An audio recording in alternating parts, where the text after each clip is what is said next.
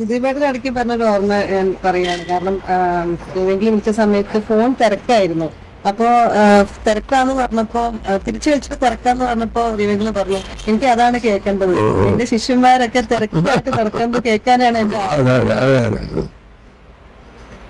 ഒരുപാട് പഠിപ്പിച്ചവരെ മാത്രമല്ല, എൻ്റെ പാട്ട് പാടിയവരെ എല്ലാവരും എൻ്റെ ശിഷ്യന്മാരായിട്ട് ഞാൻ കണക്കാക്കുന്നു.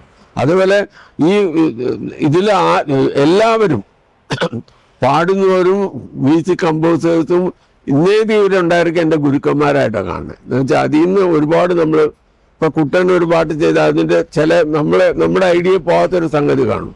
അലി ജോൺസൺ, രവീന്ദ്രൻ മാസ്റ്റർ, ഔസേപ്പച്ചൻ, ഇവരെല്ലാവരെയും ഒരുപാട് നല്ല കാര്യങ്ങൾ നമുക്ക് മനസ്സിലാക്കാനുണ്ട്. അപ്പൊ അവരും ഗുരുക്കന്മാരാണ്, നമ്മൾ അവരിൽ നിന്ന് പഠിക്കല്ലേ. അതാണ് ഒരു കുട്ടി പാടുന്നതിൽ നമുക്ക് ഉണ്ടാവും പഠിക്കാൻ.